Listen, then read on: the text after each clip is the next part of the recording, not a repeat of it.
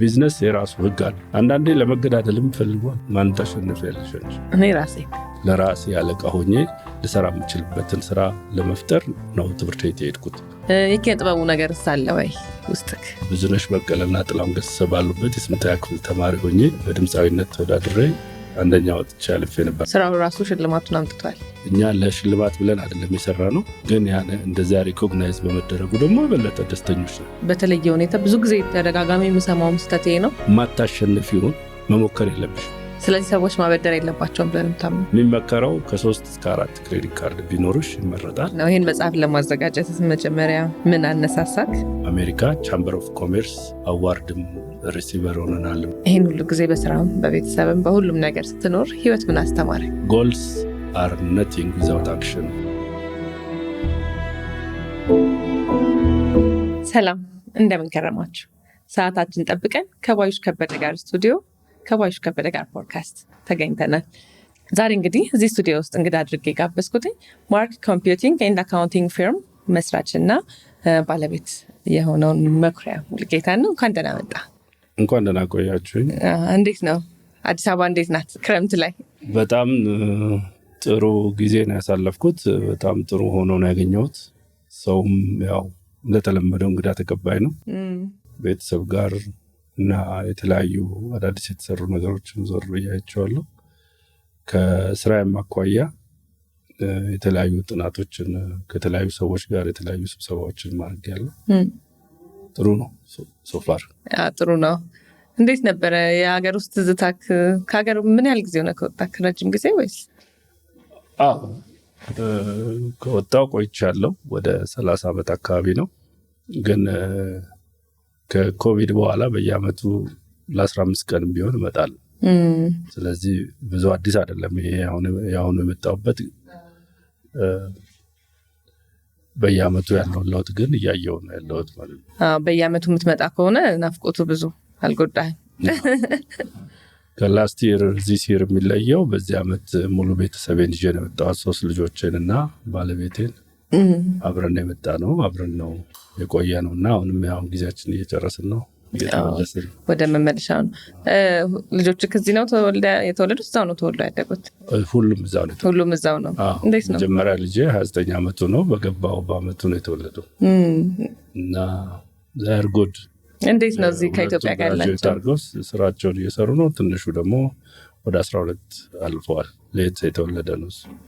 ወደ ኢትዮጵያ ሲመጡ እዛ ሀገር ከመወለዳቸው አንጻር ከኢትዮጵያ ጋር ያላቸው መጀመሪያም ከቤትም ስናሳድጋቸው አታችመንቱን አስይዘን በሶሻል ላይፍም ቸርችም በተለያዩ ነገሮች በደንብ እንትን እንዲኖራቸው፣ ይሄ መጀመሪያቸውም አይደለም ግን አሁን ደግሞ ሞር እንዲወዱት አድርገናቸው ነው የሚሄዱት ማለት ነው። ብዙ የተሻለ ነገር አይተዋል። በ2022 መተን ባህር ዳርን፣ አርባ ምንጭን፣ አዋሳን በአንድ ጊዜ 3ቱንም ተራራ ተጓጉዘን አይተነዋል እና አላቸው ጥሩ ሚሞሪ፣ ጥሩ የራሳቸው ሀገር እንደሆነ ስሜቱም አላቸው እና ቋንቋውንም ይሞክራሉ፣ ይናገራሉ። ብዙ መጻፍ ባይችሉ ትንሹ ነው መጻፍ የሚችለው። ትላልቆቹ እንኳን ብዙ አይችሉም፣ ግን መግባባት ይችላሉ። ብዙ ጊዜ እንደውም ማውራት ቤት ውስጥ ስለሚወራ ሰው ሊያወሩ ይችላሉ ልጆች በትንሹ። መጻፍ ግን በጣም ይከብዳቸዋል እና የመጀመሪያ ልጅ ከዛው ተወልዶ ከማደጉ አንጻር አለመክበዱ ይገርማል። ማለት መጻፍ መቻሉ። ሶስተኛው ልጅ ከነሱ ተምረን እሱን አስተማር ነው መጻፍ እንዲችልና አሁን መጻፍ መንበብ ይችላል እና እንትንም ፍሉዌንትሊም እንደኔ ቶሎ ቶሎ ባይናገርም ይናገራሉ 3ቱም። ደስ የሚል ነገር ነው። እስቲ ወደ ስራ እንምጣና ማርክ አዛ ሀገር ላይ ያለህን ድርጅት እስኪ ካንተና ድርጅትህንም በዛው አስተዋውቅልን። በጣም ጥሩ። ስሜ መኩሪያ ሙሉጌታ ነጊያ ይባላል እና አሁን የምሰራው ስራ ሜጀር የሆነው ስራ ማርክ ኮምፒውቲንግ ኤንድ አካውንቲንግ ፈርም ነው። በብዛት ፎከስ የሚያደርገው በቢዝነስ ኮንሰልቴሽን፣ በአካውንቲንግ፣ በታክስ ፕሪፓሬሽን እና በተለያዩ ትሬኒንጎች ላይ ነው ካምፓኒ ፎከስ የሚያደርገው። ካምፓኒው ፉሊ ኢንኮርፖሬት ሆኖ ስራ የጀመረው በ2003 ላይ ነው እና ወደ 23 ዓመቱ በአገልግሎት ይሰጣል ማለት ነው። በአሁኑ ሰዓት 2 ቢሮ ነው ያለን። አንደኛው ቢሮ በዋሽንግተን ዲሲ ሲገኝ፣ ሌላኛው በቨርጂኒያ ነው የሚገኘው እና በሁለቱም ቢሮ ውስጥ ቋሚ የአካውንታንቶች ሰራተኞች አሉ። ለተለያዩ በሜሪላንድ፣ ዲሲ፣ ቨርጂኒያ ላሉ ስሞል ቢዝነሶች የቡክ ኪፒንግ፣ የፔሮል እና የማማከር ስራ እንሰራለን። አመቱን ሙሉ ቢሮአችን ክፍት ነው። ከዛ ውጪ ሲዝናል የሆነ የኢንዲቪጁዋል እና የግለሰብና የንግድ ተቋሞችን ታክስ በየአመቱ በሪኳየርመንቱ መሰረት ፋይል እናደርግላቸዋለን፣ የሚያስፈልገውን ዶክሜንቶች ሰብስበን ማለት ነው። ስለዚህ ከቆይታችን አኳያ ከኮሚኒቲው ጋራ ለረጅም ዓመት አብረን ሰርተናል። ለኮሚኒቲው የሚጠቅሙ ነገሮችን በአቅማችን በቻለ ሁሉ በማስተማሩ እና ኮንሰልት በማድረጉም አዘሴም ታይም የንግድ ባለቤቶችንም ጋይድ በማድረግ እና ውጤታማ እንዲሆኑ በማድረግ ብዙ ስራዎች ቢሮአችን ይሰራል ማለት ነው። እንግዲህ እንደነገርከኝ ለ23 ዓመታት በዚሁ ስራ ላይ አለ። ይህንን ስራ ለመጀመር ያነሳሳክ ትልቁ ምክንያት ምን ነበረ? ያ በመጀመሪያ እዚህ ሀገር እንደነበርኩ ቴክኒካል ስራ ላይ ነበርኩ። ኢትዮጵያ እንደነበርኩ ለ7 ዓመት የሰራሁት አቃቂ መለዋወጫና እጅ መሳሪያዎች ፋብሪካ የሚባል ወደ አቃቂ ያለ ትልቅ ፋብሪካ ነው እና ግራጁዌት ካረኩ በኋላ በቴክኒካል ዘርፍ እና በማርኬትና ሪሰርች እዛ ስሰራ ቆይቼ ሲሄድ ያን ስራ ቀጥታ ልሰራው እንደማልችል እና ደግሞ መማርም ፈልግ ስለነበረ ዳይሬክት ወደ ትምህርት ቤት የገባሁት። እንደገባሁ በዲቪ ነው የሄድኩት። እንደገባሁኝ ትምህርት ቤት ተመዘገብኩኝ፣ ስራም ፈልጌ ገባሁ። ስለዚህ ፉል ታይም እየሰራሁ ፉል ታይም ነው የተማርኩት ለፈርስት 4 years። በዚያ ሁኔታ ነው እንትን ያልኩት እና ከሃዋርድ ዩኒቨርሲቲ በአካውንቲንግ ግራጁዌት አደረግኩኝ። ኦልሬዲ ሙያውን ያስኩት እና ያ ደግሞ ያስኩት ተቀጥሬ ልሰራበት ሳይሆን በራሴ ፕራክቲስ ላረግ ስለሆነ መጀመሪያም እዚህ በነበረኝ ሙያ እዛ እንደማልሰራ ሌሎች ስራዎችን ብሰራ ለጊዜው እንደሆነና በቋሚነት ራሴን በራሴ ለራሴ አለቃ ሆኜ ልሰራ የምችልበትን ስራ ለመፍጠር ነው ትምህርት ቤት የሄድኩት። ስለዚህ ከተማርኩት እና ከዲግሪ አኳያ ለዛ የሚመጥን ቢሮ መጀመሪያ ትንሽ ቢሮ ነበር የከፈትኩት እና አንድ ሴክሬታሪ እና እኔ ብቻ ነበር ያረኩት። ግን የመጀመሪያው 5 ዓመት ምንድነው ያረኩት?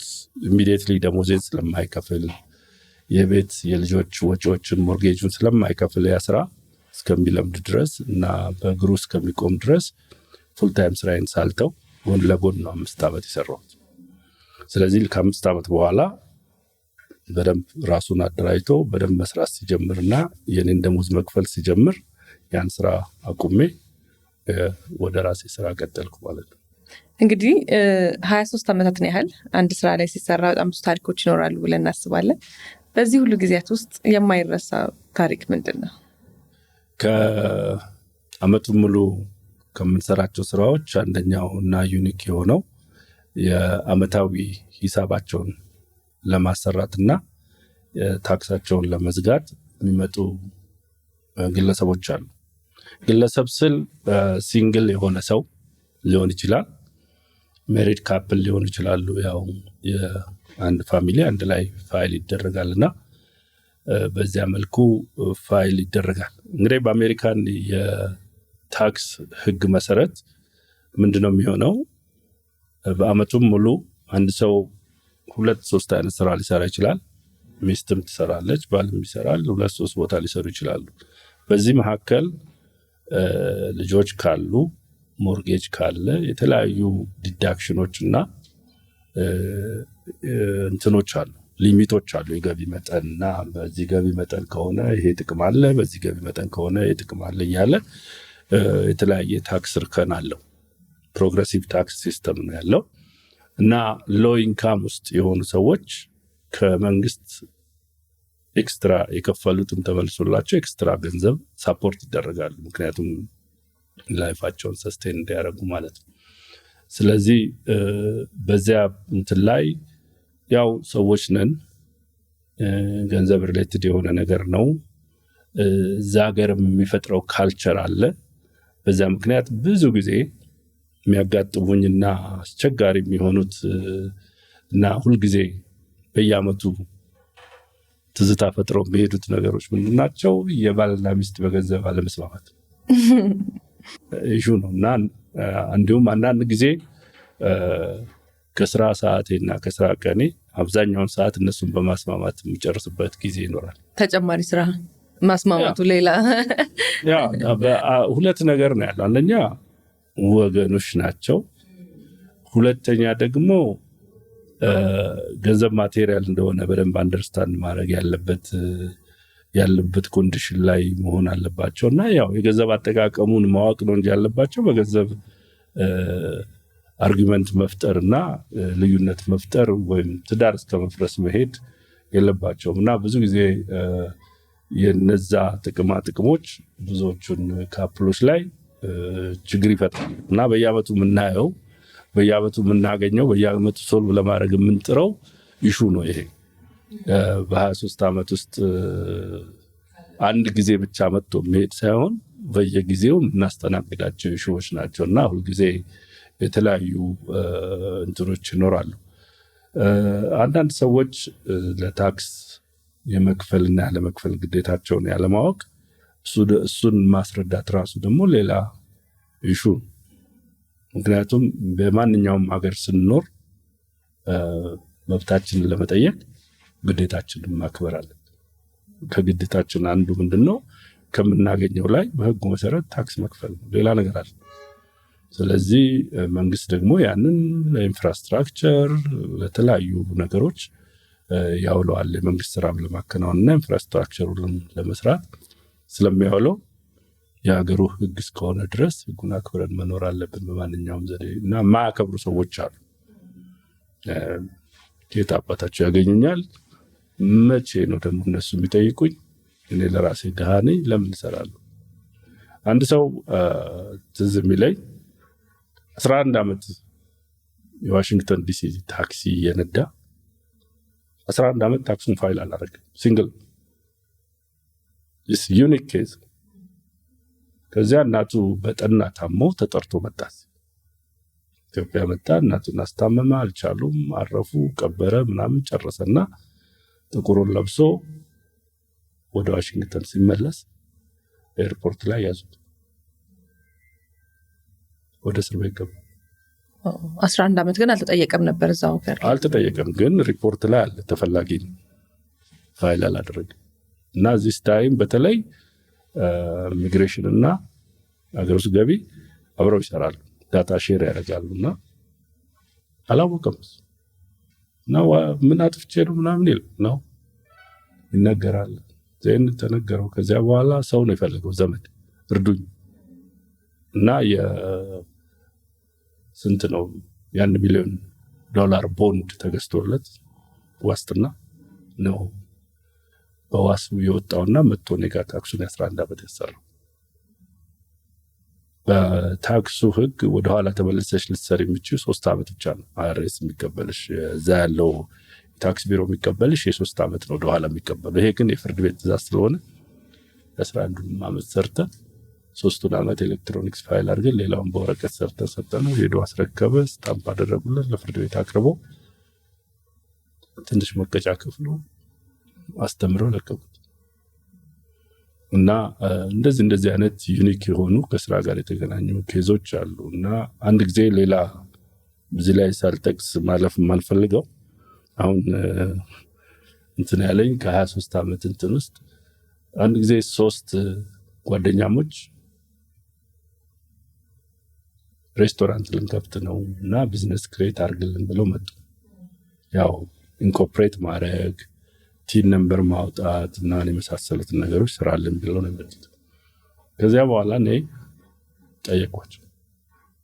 ሬስቶራንት ከባድ ስራ ነው፣ በየቀኑ ማብሰል አለ። ፓሽኑ አላችሁ ወይ? በዚህ ላይ ሎኬሽን መርጣችኋለሁ እና ደግሞ ባለትዳር ናችሁ ያልኳቸው። ባለትዳር ነን አሉ። ባሎቻችሁ ያውቃሉ ያልኳቸው።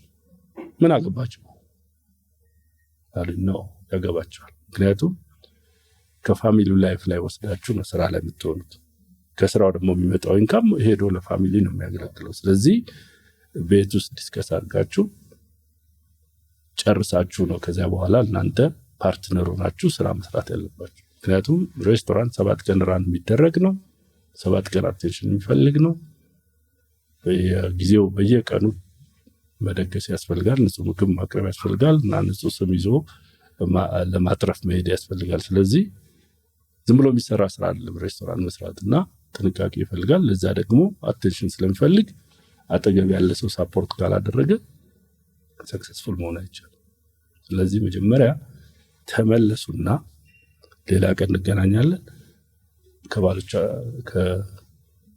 ከባሎቻችሁ ጋር ዲስከስ አድርጉ። 3ቱም ባሎች አይሆንም ማለት ምክንያቱም ያውቁታል አለ ህፃናት ልጆች አሉ 3 ዓመት 4 ዓመት 5 ዓመት 6 ዓመት እነሱ አቴንሽን ያጣሉ ማለት ነው። እነሱ አቴንሽን አጡ ማለት ደግሞ ነገ ጥሩ ትውልድ አይሆንም፣ የሚታዘዙ ትውልድ አይሆኑም። የተበላሸ ነገር ላይ ዛሬ እንደምታውቂው ኤሌክትሮኒክስ በየቤቱ አበለብል ነው። የሚያዩትን ሳይት እና ገደብ እየሰጠሽ ኮንትሮል አድርገሽ ሆምወርካቸው በስነስርዓት መሰራቱን ጋይድ አድርገሽ ካላሳደግሽ ቤተሰብ ይበተናል ማለት ነው እና ገንዘብ መምጣቱ በራሱ ብቻ እንትን ሊሆን አይችልም። አንድ ቢዝነስ ሰው ሲያስብ ከጀርባ ብዙ ነገሮችን አብሮ ማሰብ አለበት። ማህበራዊ ነገሮችም ቢዝነስ ውስጥ ኢንቮልቭ እንደሚያደርጉ ነው የሚያሳየው። በትክክል እንግዲህ ስለ ካነሳው አይቀር ምን ሐሳብ ያለክ ሰው በጋራ አብሮ ስራ የመስራት ነገር ላይ ብዙ ጊዜ ሰዎች በጸብ ይጨርሳሉ በጋራ አብረው ሲሰሩ። የተሳካላቸው ደግሞ ጥቂት ሰዎች አሉ። አንተ ይሄን ሁሉ አመት እንግዲህ ቢዝነስ ላይ እንደመቆየትህ ምን ሐሳብ አለ? ምን ሐሳብ ያለክ ለዚህ?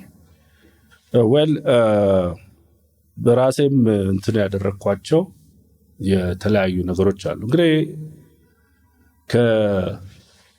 ከስራውን ይፈልጉታል፣ ለስራው ጥሩ ግንዛቤ ያላቸው አምነውበት ነው የሚገቡበት። ትልቁ ነገር ምንድነው? በህግ አያስሩትም። ብዙዎቹ በይሁን ነው የሚሄዱት። ግን የቢዝነስ የራሱ ህግ አለ እና ባይሎ ወይም ኦፕሬቲንግ አግሪመንት ተጽፎ መፈራረም አለባቸው እና ጋይዳቸው ምንድነው ማለት ነው? ያ ኦፕሬቲንግ አግሪመንት በዚያ መሰረት እስከሰሩ ድረስ ሰክሰስፉል ነው የሚሆኑት፣ ተከባብረው ነው የሚጨርሱት። ግን ኦፕሬቲንግ አግሪመንት ከሌላቸው እንዴት አድርገው ቢዝነሳቸውን ኦፕሬት እንደሚያደርጉ ለምሳሌ 3 ሰዎች ቢሆኑ ኤክስ ዋይ ዚ፣ ኤክስ ምንድነው ሪስፖንሲቢሊቲው፣ ዋይ ምንድነው ሪስፖንሲቢሊቲው፣ ዚ ምንድነው ሪስፖንሲቢሊቲው። ስለዚህ ሁሉም ሪስፖንሲቢሊቲያቸውን እስከተወጡ ድረስ አርጊው የሚያደርጉበት ፓርት የለም፣ አንዱ በአንዱ ኢንተርፌር እስካላደረገ ድረስ። ስለዚህ አሉኝ ብዙ ኤግዛምፕሎች አሁንም በስራ ላይ ያሉ ሂሳባቸውን የምንሰራላቸው ጥሩ ሰክሰስፉል የሆኑ የጋራ ቢዝነሶች አሉ እና ደግሞ ድንገት ተነስተው በጋራ ሰርተው እንደዚህ አይነት ኦፕሬቲንግ አግሪመንት የአገሪቱን እዛ ያለውን የቢዝነስ ፕራክቲስ ህጉን ተከትለው መሰረት ያላስያዙት ሲሆን ያው ከጨዋታ ይወጣሉ ማለት ነው። ድንገት ተበጣብጠው ይወጣሉ፣ ቢዝነሱም ኪሳራ ውስጥ ይወድቃል። ያ ሁሉ ድካም፣ ያ ሁሉ ኤፈርት ካለዋጋ ይቀራል ማለት ነው። ስለዚህ ያው በከሰው ጋር ስትኖሪ አንቺ የራስሽ ባህሪ ያለሽ፣ እኔ ራሴ ባህሪ ያለኝ፣ እሱ የራሱ ባህሪ ያለው እና የተወሰነ ነገር ለማቀራረብ ትሞክሪያለሽ እንጂ ፍጹም እኔን መሆን አለበት ማለት አትችይም። ያንን ነው አንደርስታንድ ማድረግ የማንችለው። ሰዎች አለቃም ሆነው ከስራቸው አብሮ የሚሰራቸው ቲም ሜምበር ሲኖር እንደራሳቸው አይተው በደንብ ማኔጅ ካላደረጉ ያን ቲም ሉዝ ያደርጉታል። በጋራም ሲሰሩ በደንብ ሪስፔክትፉል በሆነ ሁኔታ የዛን ድርሻ ለዛ ስተውተው የዚህ ድርሻ ለዚህ ትተው ችግር ካለና መታረም ካለበት ሰብሰብ ብለው ጊዜ ወስደው በዚህ ጊዜ እንደዚህ የተደረገው ትክክል አይደለም፣ በዚህ ጊዜ እንደዚህ የተደረገው ትክክል አይደለም ብለው እየተራረሙ ከሄዱ ሰክሰስፉል ይሆናል። ካልሆነ ግን አንዳንዴ ለመገዳደልም ፈልጓል። ሲምፕል በሆነ ሜቢ 100 ሺህ አዋጥተው የጀመሩት ስራ ሊሆን ይችላል። 100,000 ሉዝ አድርጌያለሁ፣ ጊዜ ሉዝ አድርጌያለሁ፣ ገላለሁ፣ ጨርሳለሁ። አንተ ቢዝነስ እየሰራ አትቀጥልም፣ እኔ ቢዝነስ አልባ ሆኜ ወይም እንዳለ ቢዝነሱ አመድ መሆን አለበት። በቃ የማይሆን አይነት ኔጎሽዬሽን ውስጥ የሚገቡ ኢቨን ያለን ቫልዩ ልስጥና ልቀቅልኝ ወይ ለኔ ስጠኝና ልቀቅልህ ሲባል እንኳን እሺ የማይሉ ሰዎች ወደ ስምምነት የማይሄዱ ጭራሽ በቃ ያው ብዙ ጊዜ ይባላል ከሞትክ ሰርዶ ያብቀል የሚሉ ሰዎች አሉ። በራሳቸው ጥፋት ራሳቸው በሚፈጥሩት አርጊመንት ስራ የሚያበላሹና ከዚያ በኋላ ደግሞ ስራው እንዳይቀጥልም የሚጥሩ ሰዎች አሉና ብዙ አይነት ያው የሰው ልጅ ባህሪ በየቦታው የተለያየ ነው። ባህሪውን ማስተናግዶ አብሮ የሚኖር ካለ አብሮ ይኖራል፣ ካልሆነ ደግሞ ተለያይቶ ይቀራል ማለት ነው። ስለዚህ የመጀመሪያው ነገር ሰዎች አብረው ለመስራት ሀሳባቸው እንዳለ ወረቀት ላይ ማስፈር አለባቸው። በትክክል እና በደንብ አግሪ ማድረግ አለባቸው። ሌትስ ሴይ ሬስቶራንት ቅድም ያለው ምሳሌ ነው። ሬስቶራንት የሚከፍት ሰው 3 ፓርትነር ሆነው አብረው የሚሰሩ ከሆነ በአመት ውስጥ ስንት ሆሊዴዎች አሉ?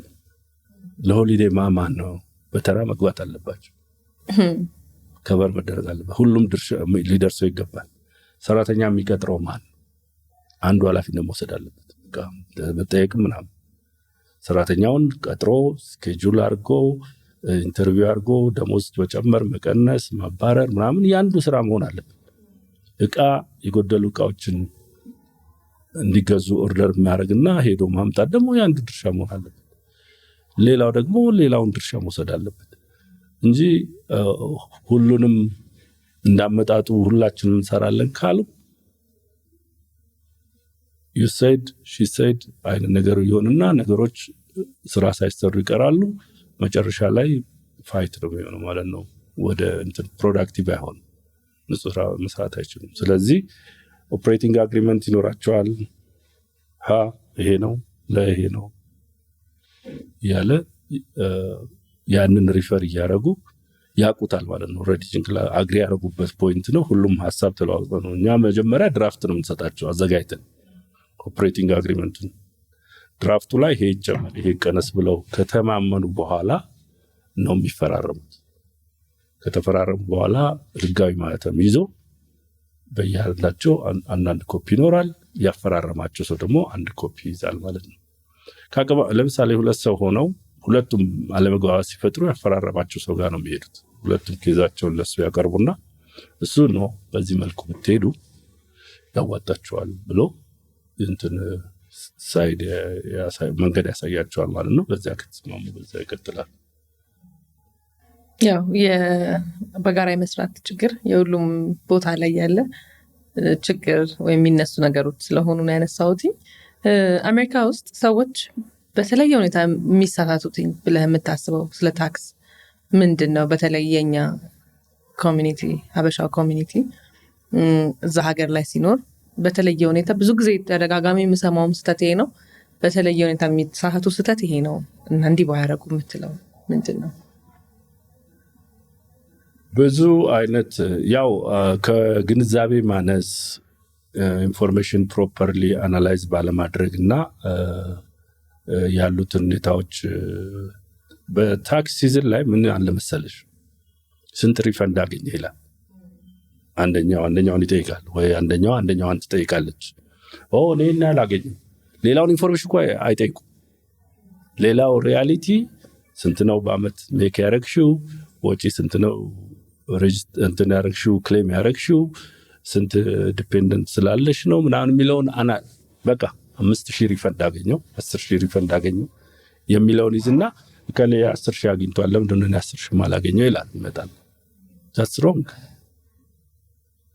ያንቺ ኢንካም፣ ያንቺ ፋሚሊ ሳይዝ፣ ያንቺ ኮንዲሽን እና የኔ ኮንዲሽን ካልተገናኘ እንዴት ነው አንድ አይነት ኢንካም ኤክስፔክት ምናደርገው? ምክንያቱም ፕሮግሬሲቭ ነው ብለናል። በኢንካም ሌቭል ነው ሎው ኢንካም ሎወስት ኢንካም የሆነ ድሃ ነው መረዳት አለበት ብሎ መንግስት ከካዝናው ትንሽ ይሰጣል። ግን ገቢው ከሰርተን አማውንት በላይ ከሆነ ምን ይሆናል? አይሰጠውም ማለት ነው። ማግኘት የሚገባው ኤክስትራ የከፈለው ነገር ካለ ብቻ ነው ሪፈንድ የሚሆንለት እንጂ ከኪሱ መንግስት ከካዝና አውጥቶ ላለው ሰው አይሰጥም። ለሌለው ነው የሚረዳው። እና ሚኒንጉን ሚስ ያደርጉታል በታክስ ጊዜ። አንድ ጊዜ ምን ሆነ መሰለሽ፣ እንደ ምሳሌ የምሰጥሽ አንድ ሲንግል ማም የሆነች ልጆቿን ብቻዋን ታሳድግ 3 ልጆች ያሏት ደንበኛ ናት። እና ሞስት ኦፍ ዘ ታይም መደዳውን ለወደ 5 ዓመት አካባቢ 20 ሺህ ነበር ሜክ የምታደርገው። 20 ሺህ ነው 12 ሺህ 13 ሺህ ሪፈንድ ታገኛለች ከመንግስት በአመት ማለት ነው። 3 ልጆች ስላሏትና ገቢዋ ትንሽ ስለሆነ እና አንድ አመት ላይ በቃ ይህን ያህል ጊዜ ቆየው እኔ አሁን አገር ቤት ሜጄ ቤተሰቦቼን ማየት አለብኝና በ20 ሺህ ይህን ያህል መንግስት ከሰጠኝ ለምን 40 ሺህ አድርጌው ደብል ለምን አላረገውም ብላ አሰበች። ማንንም አላማከረች። ዜን ሄደችና ሁለተኛ ስራ ፈልጋ ቅጥቅጥ ስታረግ ሰርታ ገቢዋን 40 ሺህ አድርጋ መጣች። እና አሁን ተራዋ ደርሶ እኔ ጋ ስትገባ እኔ ቢሮ ስትገባ አገኘዋቸው አለች። እነማንን አልኩ። እባክህ ስራልኝ አግኝቻቸዋለሁ። የታባታቸው ምናምን አልገባኝም። ከዚያ ሳየው ገቢዋ ከፍ ብሏል። እንዴ ሁለተኛ ስራ ሰራሽ እንዴ አልኳት። አዎ ሰራው። ለዚህ እኮ ነው አገኘዋቸው የምለው። እኔ አሁን አገር ቤት በሬ አስገዝቻለሁ፣ ጠላ አስጠምቄያለሁ፣ ቲኬቴን ቆርጫለሁ። አሁን ይሄን ሪፈንድ ብጠብቀው ይሄ እንደመጣ ሄጄ ትንሽ አርፌ ነው የምመጣው እና በል 24 ሺህ ነው ኤክስፔክት የምታደርገው ሰው ደብል አድርጋ ማለት ነው። እና በል ቶሎ ስራልኝ። ከይቅርታ ጋር የተሳሳተ ግንዛቤ ነው ያለሽ። ይሄ ገቢሽ ስለጨመረ መንግስት የሚሰጥሽ ጥቅም ይቀንሳል። ምክንያቱም ራስሽን እየቻልሽ ነው ሰስቴን እንድታረጊ የሚረዳሽን። አሁን ሞር ገቢ ካገኘሽ ገቢሽ ይቀንሳል ማለት ነው። ስለዚህ ሪፈንድሽ 12000 መሆኑ ይቀርና 3000 ነው። አበደች። አንገቴ በሚላ ይሄንንማ ሪፈንድ አልቀበልም አለች። እና ምን ይሻላል? አንዱን አስቀርና አንዱን ገቢ ተውና እንደተረሳ አልገ በአንዱ ገቢ ስራልኝ እና ሪፈንድ የተለመደው ሪፈንድ እንጣልኛ አትሊስት ደብል መሆኑ ቀርቶ አለች። ይሄ ትክክል አይደለም። ዞሮ ዞሮ አይቀርልሽ። ላንቺ የደረሰው ኮፒ ለሀገር ውስጥ ገቢ ደርሷል። ሀገር ውስጥ ገቢ ደግሞ ዝም አይልሽም፣ አምጪ ይልሻል። እና ስትመልሺ ፔናልቲ አለው፣ ደብል ኢንተረስት አለው እና ኤክስትራ አድርገሽ ነው ትመልሺ። እንደዚህ አይነት ጣጣ ውስጥ አትግቢ። በቃ አሁን ተሳስተሻል፣ ባለው ሰራ ባለው መጠን ወጪሽን መጥነሽ ተጠቀሚ ብዬ መከርኳት። አልሰማለች። ላጠፋው ጊዜ ለሰራበት ኖርማሊ የምከፍለውን ከፍዬ ዶክመንት መልስልኝ። አንተ ሪስፖንሲቢሊቲስ መግባት አልፈለክም፣ እኔ ግን ሪስክ ወስዳለሁ፣ ዶክመንት መልስልኝ አልፈልግም አለች። ካንሰል ማድረግ መብቷ ስለሆነ ሂሳባችንን ከፈለች፣ ዶክመንቷ ተመልሶላት ሄደች። ሌላ ቦታ አንዱን ደብቃ አንዱን አሰራች። አገር ቤት ደርሳ እስከምትመጣ እንኳን አልታገሰም ሲስተሙ። ስትመለስ ደብዳቤ በደብዳቤ ሆና ተጠበቀ። ያንን ደምረው ሪካልኩሌት አድርገው የሰጥሽ ኤክስትራ ገንዘብ ይሄንን መልሺ፣ በዚህ ወጥተሽ በዚህ ወርደሽ ሆና እዚያ እንደገና ደውላ ቀጠሮ ይዛ እኔ ጋር መጣች። ተመልስ ያልከኝ እኮ ሆናል። እነዚህ ሰዎች ምንም እንዲህ ማለት አይቻልም፣ አይቻልም። ምክንያቱም ለአንቺ ሪፖርት ሲያደርግልሽ ከአንቺ የቆረጠውን ገንዘብና ለመንግስት መግባት ያለበትን ሪፖርት በየአመቱ እያንዳንዱ መስሪያ ቤት ሪፖርት ማድረግ አለበት። ስለዚህ ዞሮ ዞሮ ኢንፎርሜሽኑ እጃቸው ላይ ያለው ልታመልጪያችሁ ማድረግ ያለብሽም በሰዓቱ ብታደርጊ ለዚህ ሁሉ ጣጣት ትዳረጊ። ያው እንግዲህ ምንድነው ሴትዮዋን እንደገና ቀጠሮ ይዛ መጣች እኔ ጋር። ምንድነው ልረዳት የምችለው ከዚያ በኋላ ባንዴ መክፈል ስለማችል ከአገር ውስጥ ገቢ ጋር ተነጋግረን በፔመንት ፕላን በየወሩ የተወሰነ ከፍላ ዳዋን እንድትጨርስ ነው ያደረግነው። እና ግን ያው የወደፊት በተወሰነ ጊዜ ደስታ ብላ የወደፊት እንትኗን ስትረስ ውስጥ ነው የከተተችው። ፋይናንሻል እንትኗን ስትረስ ውስጥ ነው የከተተችው። አዚ ሴም ታይም እሷም አላስፈላጊ ሪስክ ነው የወሰደችው። እና እንደዚህ አይነት ነገር ማንም ሰው ባያደርገውና ባይሞክረው ጥሩ። ያለው ኢንፎርሜሽን በሙሉ ለሰራሽውን በሙሉ ካራባም ይሁን ከቆቦ ማሳወቅ ግዴታ ነው። ሪፖርት አድርጊ ነው የሚለው። ይሁን የወደቀ ገንዘብ ብታገኝም ታክሰብል ነው የሚለው እኮ። ምንም ስጦታም ቢሰጥህም ስጦታ የተወሰነ አማውንት አለው ከታክስ ነፃ ነው። ግን ያ ሪፖርት አድርገሽው ከታክስ ነፃ ይሆናል። ይህን ያህል ከሰው ተቀብያለሁ እና በዚህ ባለፈው ዓመት 18,000 ነበር። እዛ ድረስ ይቻላል ስጦታ ለሰው መቀበል ትችላለሽ እና ተቀብያለሁ። ከዚያ በላይ ከሆነ ታክስ ትከፍበታለሽ ማለት ነው። አዝ ዋን ጊፍት ማለት እንግዲህ ከዚህ ጋር ተያይዞ ሰዎች ያነሰ ስራ ሲሰሩ ብዙ ታክስ ሪፈንድ የሚያገኙ ከሆነ ስራ ያለ መስራት ነገሩ አይበረታታም ብለህ ታምናለህ? ወይም እንደዛ አልሆኑም? ብዙ ሰዎች ለምሳሌ ሰርተው ታክስ ብዙ ሪፈንድ የማያገኙ ከሆነ ያኛውን ስራ ይመተውና ትንሽ ስራ እየሰሩ የመኖር ነገር ብዙ አተኩረው አያውቁም? ሊሆንም ላይሆንም ይችላል። ግን ያው ብዙ ጊዜ እኛ የምንመክረውና ኢንከሬጅ የምናደርገው ምንድነው ሀገር ለቀሽ ወጣሽው ለተሻለ ኦፖርቹኒቲ ነው እና ሁኔታዎች እስከፈቀዱልሽና ነገሮች አቬለብል እስከሆኑ ድረስ ማድረግ ያለብሽን አድርገሽ ራስሽን መቀየር የመጀመሪያ ጎልሽ መሆን አለበት። ጥቃቅን ጥቅማ ጥቅሞች አስረው ሽባ አድርገው ሊያስቀምጡሽ አይገባም። የሉም ማለት አይደለም። እንዲሁም አሁን ያለው ከረንት ፕሬዚዳንት በደንብ እየዘመተ በነዛ ጉዳዮች ላይ ብዙ ባጀቶች ከት እየተደረጉ ነው ያለው እና አሉ አንዳንድ ሰዎች አሁን መስራት እየቻሉ መስራት እንኳን ባይፈልጉ መማር እስከ መጨረሻው እስከ ዶክትሬት ድረስ ቢሄዱ ተጠቃሚ ሊሆኑ የሚችሉ። ምክንያቱም ፋይናንሻል ኤድ ያገኛሉ። መንግስት ቤት ውስጥ ነው የሚኖሩት። ሬንት አይከፍሉም ብዙ። ስለዚህ ያን አድቫንቴጅ ተጠቅመው ራሳቸውን ፊውቸራቸውን ቢቀይሩ ይመከራል። ግን ብዙዎቹ በእንደዚህ አይነት እንትን ላይ ሎ ሌቭል ሳይኮሎጂ ላይ ያሉ ሰዎች በዛው ነው የሚቀጥሉት እና ስንፍናን ያበረታታል። ቦታ አለው የስ ያበረታታበት ኮንዲሽን አለ። ግን ሁልጊዜ ስንፍና ከየትም አይመጣም። ከኢንዲቪጁዋል እንትን ነው የሚመጣው፣ ፕራክቲስ ነው የሚመጣው እና ያ ሰው ራሱ ፕራክቲስ ካላደረገው እና በአመት 1,000-2,000 ብር ኤክስትራ አገኛለሁ ብለሽ 12 ወር የምታባክኝ ከሆነ ራስሽን ነው የምትጎጂው እንጂ መንግስትን አትጎጂም ወይም ሌላውን ሰው አትጎጂም። እርግጥ ነው አንዳንድ ሰዎች ለምሳሌ ሲንግል ማም ሆነው ወይ ሲንግል ዳድ ሆነው 2-3 ልጆች ይዘው 2 ስራ መስራት አይችሉም። አንድ ስራ ነው የሚሰሩት። አንድ ስራም ደግሞ የሚሰሩት ስራ ገቢያቸው የሚወሰነው ከእውቀታቸውና ከልምዳቸው አኳያ ነው። ስለዚህ በሰዓት 10 ብር ይሰራል፣ በሰዓት 60 ብር ይሰራል።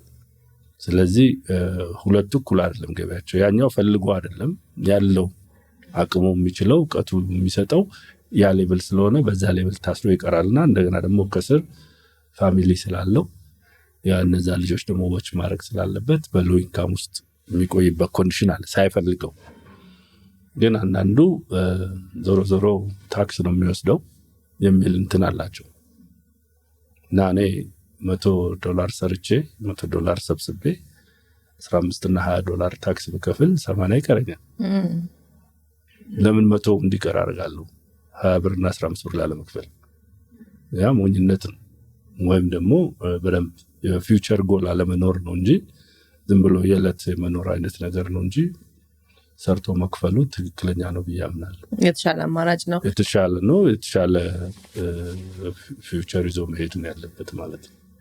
ምናልባት እንግዲህ ያው አሜሪካ ሀገር ላይ ብትሰራም ከአለህበት ሁኔታ አንጻር የተለያዩ ሀገሮችን ቢዝነስ እና የታክስ ሁኔታ የምታውቅና የምትረዳ ይመስለኛል። ከዚህ አንጻር ላነሳ የፈለኳቸው 2 ጥያቄዎች ምንድን ናቸው?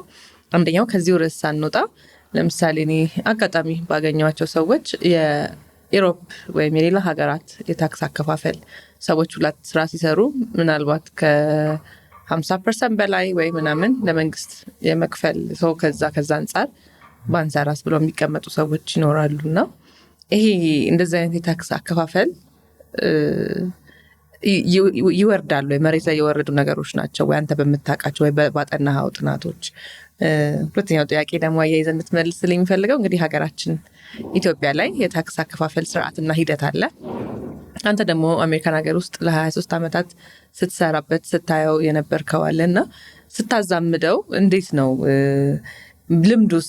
ታክስ የመክፈል ልምዱስ ያለው ባህሉስ አድጓል ብለህ ታስባለህ? የታክስ አከፋፈል ስርዓት ውስጥ በምን ያህል መጠን ልክ ነው ብለህ ታምናለህ? በመጀመሪያ አሁን ከጠየቅሽን ጥያቄ ስጀምር በትክክል እንደምናውቀው በሰለጠኑ ሀገሮች ያለው የታክስ ስርዓትና እያደጉ ባሉ እንደ ኢትዮጵያ ባሉ ሀገሮች ያለው የታክስ ስርዓት ኮምፕሊትሊ ልዩነት አለው። ምክንያቱም እያደጉ ባሉ ሀገሮች የታክስ ስርዓት ሰዎች ታክስ መክፈል ግንዛቤያቸው በጣም ያነሰ ነው። መብታቸውን ከመጠየቅ ባሻገር ግዴታቸውን የመወጣት እንትኑ አነስተኛ ነው። የታክስ እንደሰማሁት በአብዛኛው ኮምፕሌን ሆኖ የምሰማው አሁን መንግስትም ወደ ዲጂታል እየቀየረው ያለውና በጣም አበረታች የሆኑ ስራዎች ያየሁት እንደ መሶብ የሚለው አሰራር በጣም ፐርፌክትሊ በጣም የሚበረታታ አሰራር ነው። ብዙ ነገሮችን እንትን አድርጎ ስራዎችን በጣም የተቀላጠፈ አድርጎ የሰዎችንም ግንዛቤ መስመር የሚያስይዝ አይነት አሰራሮች እየመጡ ነው። የሚበረታታ ነው። ያው አገራችን ላይ ኢትዮጵያ ውስጥ ብዙ ቦታ ላይ ያው ግብር ማስከፈል ፕሮም የነበረ ነው። የግብር የሚከፍለው አይነትና ሁኔታ የተለያየ ነበረ። አሁንም ያለው ግብር አከፋፈል የተለያየ ቢሆንም የግብር አስከፋዩ ሰው የስራ ቅልጥፍናና በትክክለኛ በቀረበለት ሰነድ መሰረት መርምሮ ማስከፈል ጉዳይ ትንሽ ላክ የሚያደርግባቸው ቦታዎች አሉ ብሏል። እነሱን የሚቀርፉት ያው አሁን ዲጂታል ኮንዲሽን ላይ ሲሄድ ነው። እንግዲህ ዲጂታል ስል አሁን ለምሳሌ ወደኛ እኔ ወደምሰራበት ሀገር ስንመጣ ሁሉም ሰው ታክሱን በራሱ እምነት ነው ፋይል የሚያደርገው። እያንዳንዱ ሰው የሀገር ውስጥ ገቢን ኦዲተር ድርጅቶችም ፋይል ያደርጋሉ፣ ግለሰቦችም ፋይል ያደርጋሉ። ያመኑበትን እጃቸው ላይ ያለውን ዶክመንት ማለት ነው። በዛ መሰረት ታክሳቸውን ይከፍላሉ። ኤክስትራ ከፍሎም ከሆነ ይመለስላቸው። ከዛ ውስጥ ቅድም እንዳልኩሽ ዶክመንት ያስቀራል ወይም ገቢ ኖሮት ሪፖርት ያላደረገ ሰስፒሺየስ የሆኑ ፋይሎችን ሲስተሙም ራሱ ፍላግ ያደርጋል አውቶማቲካሊ፣ ወይም ደግሞ ራንደምሊ እየተመረጠ ኦዲት ይደረጋል። ልክ እንደ ዕጣ ማለት ነው። ራንደምሊ ኦዲት ይደረጋል። አንድ ሰው በላይፍ ታይም አንድ ጊዜ ኦዲት ሳይደረግ እሱ ፋይል ያደረገው ብቻ መንግስት ተቀብሎ የተቀመጠ ይኖራል። አንድ ሰው ደግሞ በተደጋጋሚ ራንደምሊ ዕጣ ወጥቶበት ኦዲት የሚደረግ የሚያጋጥም ኮንዲሽን ይኖራል። ግን እዚህ ምንድነው የሚያደርጉት?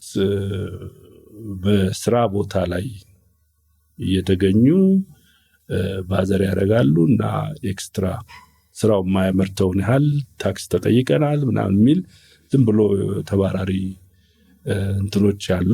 ምን ያህል እውነት እንደሆነ ምንም ተጨባጭ የሆነ እንትን የለኝም። ግን ጊዜው አሁን እየቀረበ ነው ወደ ሰለጠነው ዓለም የአሰራር ሁኔታ ስቴፕ ባይ ስቴፕ እየሄደ ስለሆነ የሚበረታታ አካሄድ አለው እና ልዩነቱ ያ ነው። ሌላው በአንዳንድ ሀገሮች ለምሳሌ ኢሮፒያን ላይ ስትሄጂ ከአሜሪካን ጋር ኮምፔር ስታደርጊው የተለያየ ታክስ ኮንዲሽን ነው ያለው። እነሱ የራሳቸው ፕሪንሲፕል ያላቸው ምንድነው? አንድ ሰው አንድ ስራ ፕሮፐርሊ ከሰራ አንኤምፕሎይመንት አይኖርም ነው። ሁሉም ሰው አንዳንድ ስራ ይሰራል። ግን አንድ ሰው 3 ስራ ከሰራና ሶስት ሰራተኛ የሚሰራውን ስራ አንዱ ሰው 3ቱን ስራ ከሰራ ሞኖፖላይዝ አደረገው ማለት ነው። ስራውን ወሰደባቸው፣ ሌላው አይሰራም ነው። እና ለኢሮፕ ፕሪንሲፕሉ ይሰራል፣ ለአሜሪካ ግን ፕሪንሲፕሉ አይሰራም። ምክንያቱም አሜሪካ ያለው የሚፈለገው በሆነ ሙያ የሚፈለገው የሰው ኃይል ሾርቴጅ ስላለ ነው። አንድ ፓርት ታይም አንድ ፉል ታይም ምናምን። ለዛ ገቢውም ሾርቴጅ አለው ኑሮን ለማመጣጠን የሚኖርበት ቤዚክ ነሰሲቲውን ለማሟላት። እንደገና ደግሞ ያኛው በዛኛው በኩል ደግሞ ሾርቴጅ አለ፣ በሌበር በኩል ሾርቴጅ ስላለ በዚያ መሰረት ነው እና ብዙ አመት አንኢምፕሎይመንት ብዙ አይደለም፣ ኮንስታንት ነው። እዛ አንዳንዴ ሪሴሽን ሲቃረብ አፕ ኤንድ ዳውን ይላል እንጂ ብዙ አይደለም። ግን ኢሮፕ ላይ ሰርተዋል። እኔ የማውቃቸው ጓደኞቼ ኢሮፕ የሚኖሩ አሉ እንዳልሽው 50-75% በሁለተኛ ስራ ከሰሩ። ስለዚህ አይሰሩ አንድም ስራ አጣጥመው ይሰራሉ። በዛ ስራ መኖር ካልቻሉ መንግስት የሚሰጣቸው ሳፖርት አለ። በዛ ኢንካም መኖር ካልቻሉ እና የሆነ ሌቭል ላይ እንዲኖሩ ነው የሚፈለገው እና ያው የተለያየ እንትን አላቸው። ያው እንደ ሀገሩ ህግ ነው የምትኖሪው። ኦፖርቹኒቲው ለሁሉም ነገር የግል ስራም ለመስራት ተጨማመሩ ስራዎችም ለመስራት ለዛ ነው አሜሪካ የሚመረጠው። መለወጥ ከፈለግሽ የምትለወጭበት ኮንዲሽኖች ሰፊ ናቸው። ነው እንግዲህ የተለያዩ ሀሳቦችን ማንሳቱ ተገቢ ነው ብዬ ነው። እዚህ ጋር በጽናት የተገኘ ምክር የሚል ያዘጋጀው መጽሐፍ አለ። እንዴት ነው ይሄን መጽሐፍ ለማዘጋጀት መጀመሪያ ምን አነሳሳክ? የኪነ ጥበቡ ነገር ሳለ ወይ ውስጥክ? ወል በልጅነቴ ሳድግ የከፍተኛ 4 የኪነት ቤተሰብ ነበርኩኝ። ኪነት ላይ ሰራ ነበር። እዛ ላይ የስራ ድርሻ አንደኛው ግጥም መግጠም፣ ዜማ ማውጣት እና ዳይሬክት ማድረግ ሁሉ ሰርቻለሁ፣ በዛ ደረጃ ማለት ነው። ከዛ ውጪ በአርቱ ብዙነሽ በቀለና ጥላሁን ገሰሰ ባሉበት የ8ኛ ክፍል ተማሪ ሆኜ በድምፃዊነት ተወዳድሬ አንደኛ ወጥቼ አልፌ ነበር ለማዕከላዊት። ቤተሰብ ስላልተስማማ ጆሮዬ ተቆንጥጬ ቀርቼ ትምህርቴን ቀጥያለሁ። ከዛ ውጪ በአንድ ወቅት ደግሞ ወደ 10ኛ ክፍል እንደደረስኩ ብሔራዊ ቲያትር በመስራት ተወዳድሬ እሱንም አልፌ ቅጥር ፎርማሊቲ ሳሟላ ደሞዝ 127 ሲሉ በሳቅ ነው የማይሆንም ለዚህ ብዬማ ትምህርቴን አላቋርጥም ሀቤናስ ያልኳቸውና እኔ ወደ ለቤተሰብም አልነገርኩም። እሱ በራሴ ነበር። እሱንም አልፈልግም ብዬ ተውኩት እና በዛው ቀጠልኩ። ያው ኑሮ ወደ ወሰደኝ ነው ሄድኩት። መጽሐፍ ቀደም ብሎም በትምህርት ቤትም ብያለሁ እንደዚህ መጣጥፍ ነገር ሞክራለሁ። ከዚያም በኋላም ያው እጽፋለሁ እና እዚህ ላይ አሁን ያሽው ትንሿ መጽሔት ላይ ብታዩ በየወሩ የምናወጣው መጋዚን ነበር። በተለይ ኢስት ኮስት አሜሪካ ላይ እና በአሜሪካ ውስጥ በተወሰኑ ግዛቶች ውስጥ የሚከፋፈል ናፍቆት የሚባል መጋዚን ነበር። ለዛ ያው ኮሚኒቲውንም ለማስተማር ከሙያዬ ጋር የተገናኙ እንደ ምክር የሚያገለግሉ አርቲክል እጽፍ ነበር በየጊዜው በየወሩ ሲወጣ ማለት ነው። ለረጅም ዓመት እንደዚያ ነበርና ከዛ ውስጥ ከተጠራቀመው አርቲክል ላይ የተወሰኑትን መርጬ ነው ያወጣሁት ማለት ነው። እና ያው ሞር ይጠቅማል ጊዜ እንትን አይለውም የምላቸውን ቋሚ የሆኑ ነገሮች ከሰው ልጅ የስራ ባህሪ ጋርና የግብር አከፋፈል እና አንዳንድ ነገሮችን ሊጠቅሙ ይችላሉ። እዛ ላይ ብዙ ከአርቲክሎች ውስጥ ቅድም ያነሳናቸው በጋራ መስራት የሚለው አለ እና በግልም ሲሰራ የትኛው ወይ ስቴፕ መከተል የሚያሳዩ ነገሮች አሉና ትንሽ ሆና ግን ብዙ ልጠቅም የምትችል ጽሁፍ ናት። አንድ ሁለት ነገሮችን ከዚህ ውስጥ እንደ ርዕስ ካስቀምጥካቸው ውስጥ እናነሳለን። ማንን ታሸንፋለህ ሲባል ይላል ከአርዕሱ። እስቲ ይሄን ትንሽ አብራርተክ ያለውን ሀሳብ። ማንን ታሸንፋለህ? ማንን ታሸንፊያለሽ አንቺ? እኔ ራሴ። መጀመሪያው ራሳችንን ቤዚክ ነሰሲቲያችንን መሙላት ነው። ከዚያ ውጪ ደግሞ ልትዩ ነገር ላይ ነው ኢንታየር ከቅድም ካወራናቸው እስካሁን ካወራናቸው ከተነጋገርናቸው ውስጥ ታክስን በተመለከተ ስናረግ ማታሸንፊውን መሞከር የለብሽም። ቅድም እንደ ሴትዮዋ እንደሞከረችው ማለት ነው። የማታሸንፊውን መሞከር የለብሽም። የምታሸንፊው ምንድነው? ፉል ሰነድ መያዝ ነው። ከday 1 ከጃንዋሪ 1 እስከ ዲሴምበር 31 ድረስ ታክስ ላይ ዲዳክት ሊሆኑልሽ የሚችሉ ታክስ የምትደረጊውን አማውንት ሊቀንስልሽና ከታክስ ጥቅም ልታገኝ የምትችይባቸውን ነገሮች ማመቻቸት። የምታሸንፊው ራስሽን ነው ቅድም እንዳልሽው። ያ ደግሞ ራስሽን ከገዛሽና በፕሮግራም ከኖርሽ at the same time ሰነዶችን በአግባቡ በህጋዊ መንገድ ኮሌክት አድርገሽ በዛ መሰረት ፋይል ካደረግሽ አሸናፊ ነሽ ማለት ነው። ከዛ አንጻር ነው።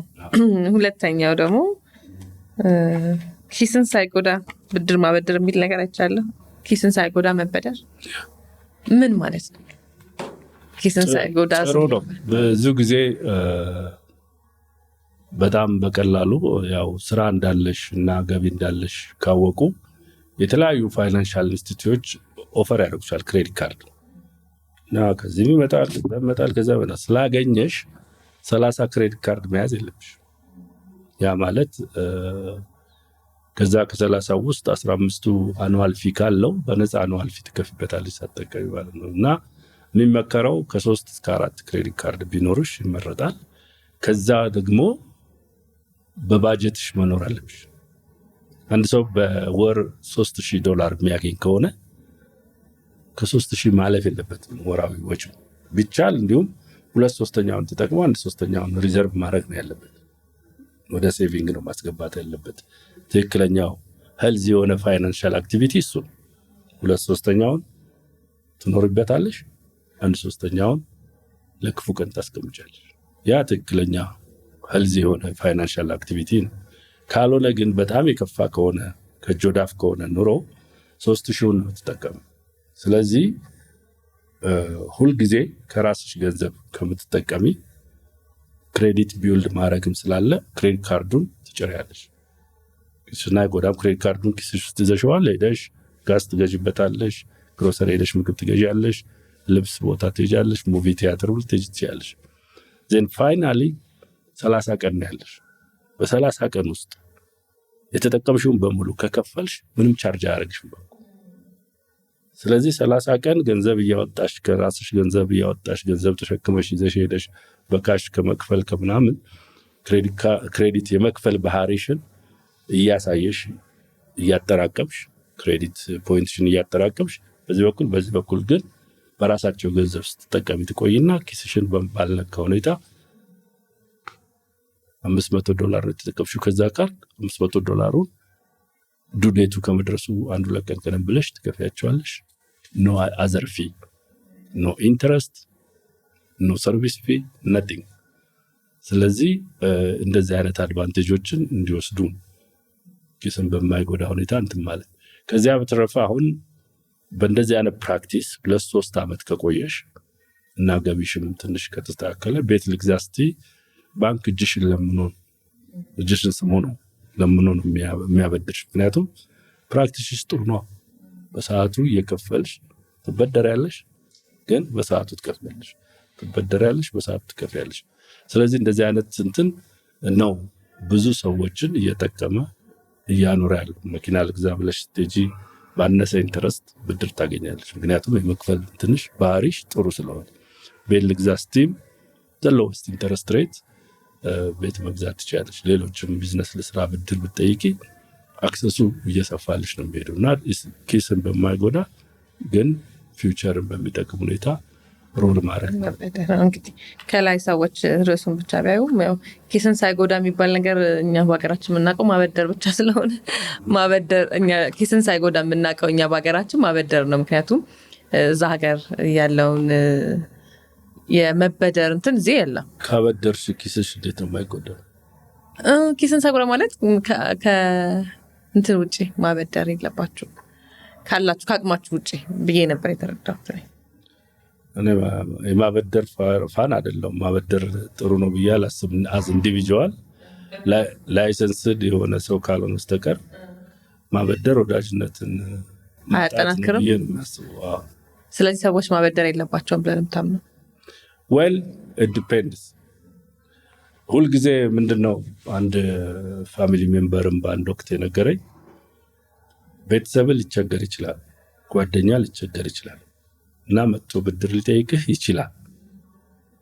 ሜክ ሹር ብድር ሳይሆን ስጦታ ብለህ ስጠው። እሱንም አታጣው።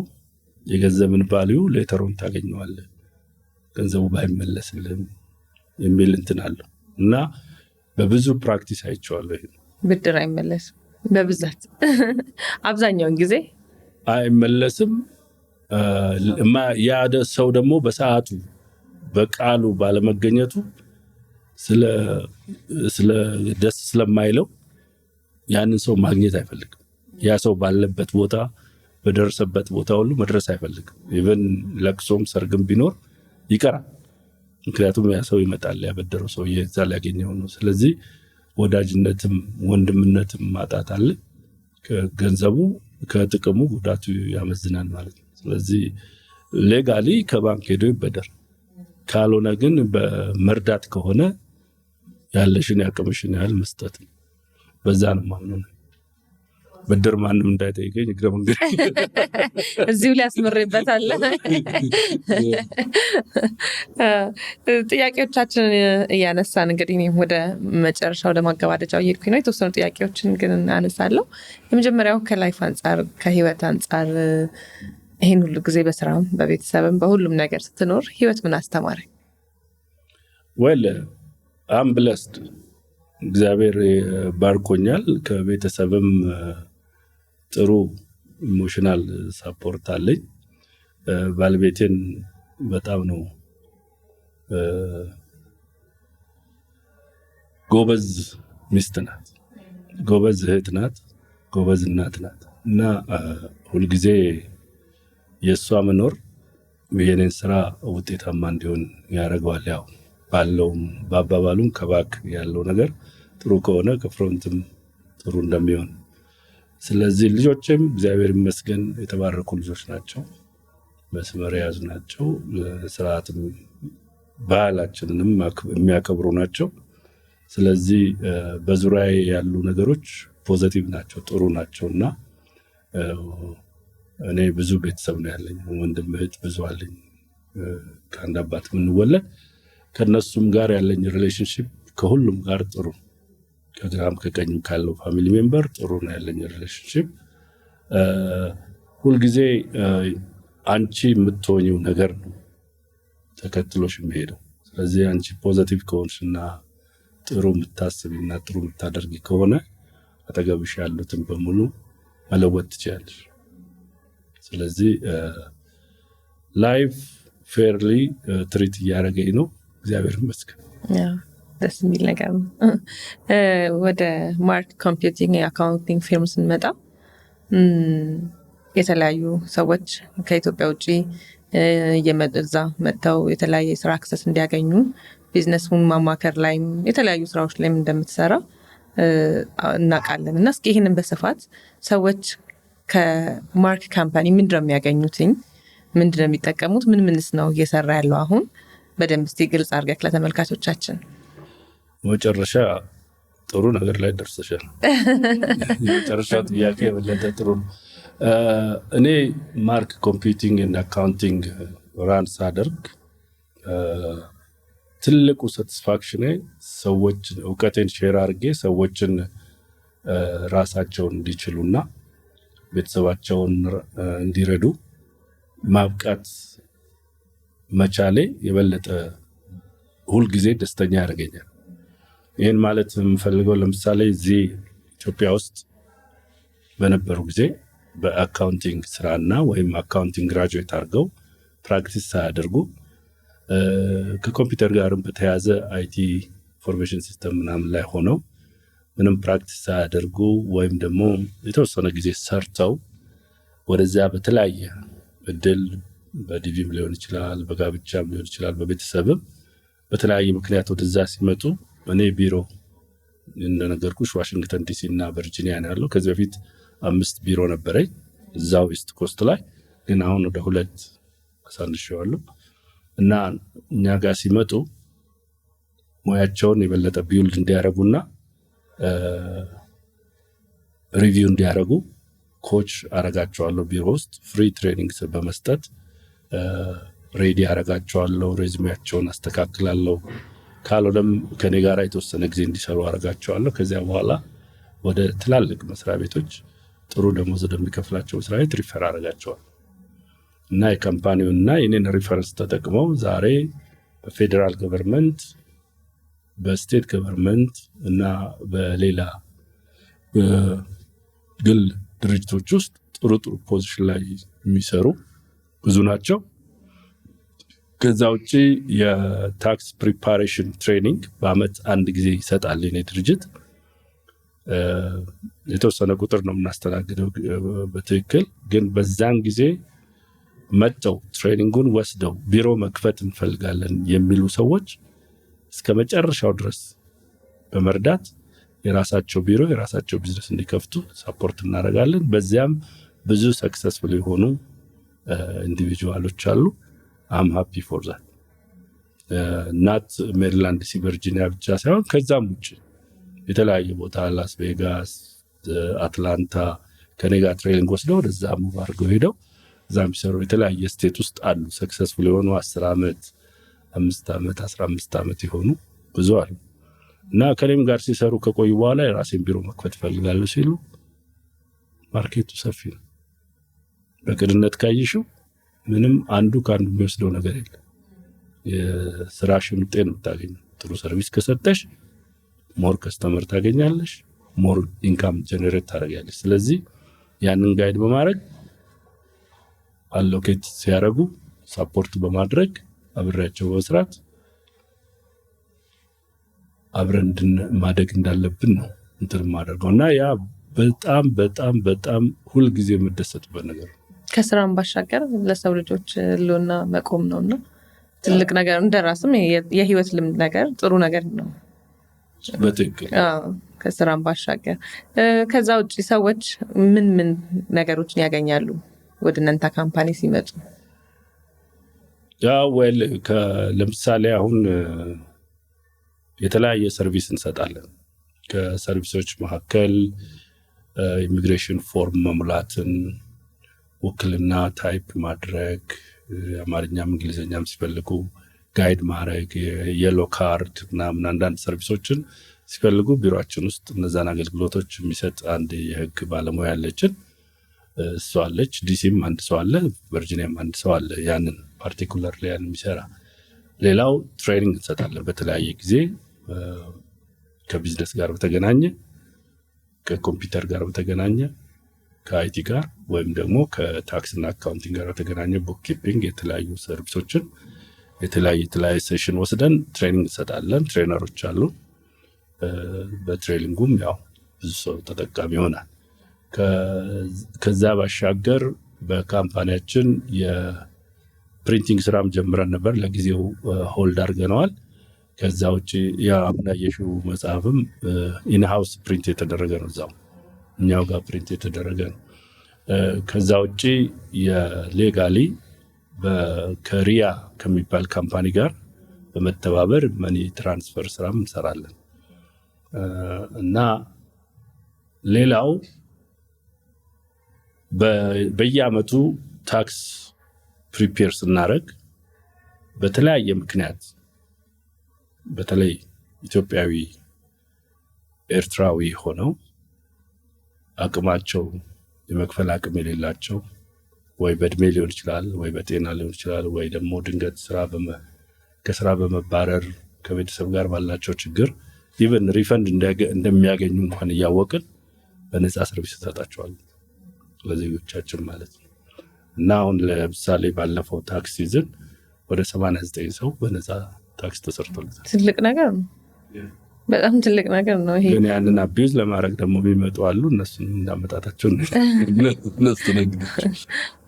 ያው ሰዎች በአንድም በጣም በተለያየ መንገድ በስራ ዘርፋቸው ላይ ሆነው አገራቸውን ህዝባቸውን ያገለግላሉ፣ ይጠቅማሉ። አንዳንድ ሰዎች የእርዳታ ድርጅት ከፍተው ይሄን ነገር ሊያደርጉ ይችላሉ። ይሄ ማለት ሰዎችን መርዳት የሆነ የበጎ አድራጎት ድርጅት ስለተከፈተ ብቻ አይደለም፣ ባለን የስራ መስክ ማድረግ እንደምንችል ማሳያ ይመስለኛል። አዎ ያው እንግዲህ እነዚህ ስራዎቻችን ቀደም ብሎ ከነበረን የተጠራቀመ ኮንዲሽን በማየት የአፍሪካን ኮሚኒቲ አዋርድ ተሸላሚ ሆነናል። እንደገና የኢትዮ አሜሪካ ቻምበር ኦፍ ኮሜርስ አዋርድም ሪሲቨር ሆነናል። ምክንያቱም ይሄ በጥሩ ስራችንና ለኮሚኒቲ ጋር ኢንቴግሬት አድርገን የምንሰራቸው ኮሚኒቲውን ኢንሃንስ የምናደርገው እና ወደሚቀጥለው ሌቨል እንዲሄድ እያንዳንዱ ኢንዲቪጁዋል ሲጠቀም ኮሚኒቲው ተጠቀመ ማለት ነው። ያ ኢንዲቪጁዋል የራሱን ቤተሰብ ያስተዳድርበታል፣ ይጠቀምበታል። እዚህም ወደ ሀገር ቤት ያለውን ቤተሰቡን ይረዳበታል። ያን ሰው መስመር ማዘዝ ብዙ ጊዜ በስደት ኑሮ ላይ መጀመሪያ የምታገኙ ቻንስ እና ጋይድ የሚያደርጉ ሰዎች ጉዳይ ማተር ያደርጋል። ሰዎች አንዳንዴ አነሰሰሪ የሆነ ነገር በራሳቸው ላይ ወስናሉ፣ ይጨልምባቸዋል። ግን ወደ ጥሩ ቦታ አምጥቶ ለምሳሌ እንደኛ ጋር አምጥቶ እስቲ ከሌን አነጋገር እዚህ ቦታ ሄድና ኢንፎርሜሽን ውሰድ እያለ ጋይድ የሚያደርግ ቤተሰብ፣ ፋሚሊ የሚቀበለው ሰው እንትን ካለና ከተረዳዳ ሁሉ ነገር ቀላል። እንግዲህ ስለ ሽልማቱ በመሀል አነሳዋለሁ ብዬ እንደውም ዘንግቼው ነው እያየው ነበር የተለያዩ ቪዲዮዎችን የተሸለማችሁባቸውን። በጣም ደስ የሚል ነገር ነው። ሽልማቶቹ ምን ወደፊት ምን እንድትሰራ አበረታቱክ ወይ ምን አንተ ላይ ያሳደረው ምን ተጽዕኖ አለ? እኔ ላይ ብቻ ሳይሆን ከኔ ጋር አብረው እየሰሩ ያሉ ሰዎችም ሞራላቸው ቡስት አድርጎታል።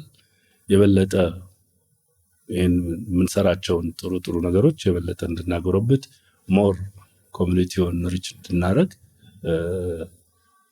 ብራይት የሆነ በር ነው እየከፈተ ያለው እና የበለጠ እንድንሰራ ነው የሚያነሳሳው። ያው ያለ ነው አንድ ነገር ላይ ሪኮግናይዝ ስትደረጊ ስራዬ ታይተዋል፣ ተፈላጊም ነው። ስለዚህ አፍቱ ዶት ሞር ብለሽ ነው የምትሄጂው። ስለዚህ በዛ መሰረት እኛ ለሽልማት ብለን አይደለም የሰራ ነው፣ ግን ያን እንደዛ ሪኮግናይዝ በመደረጉ ደግሞ የበለጠ ደስተኞች ነን።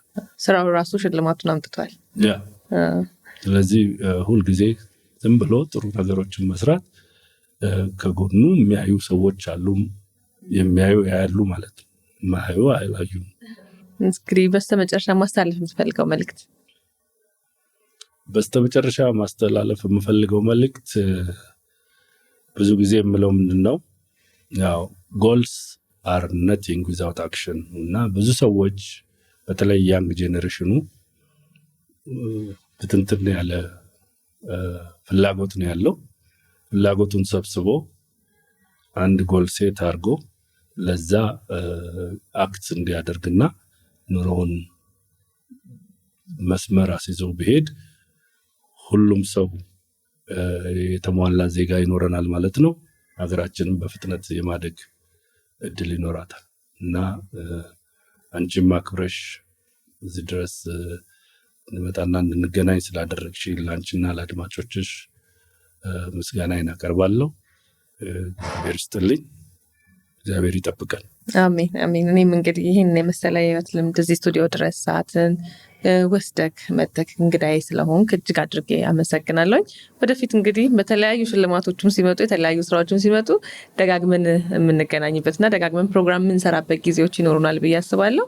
እጅግ አድርጌ አመሰግናለሁ። ክብረት ይስጥልኝ። ተመልካቾቻችን የዛሬ ቆይታችን ይህን ይመስል ነበር። ሳምንት ከሌላ እንግዳ ጋር እዚሁ እንገናኝ። ሰላም።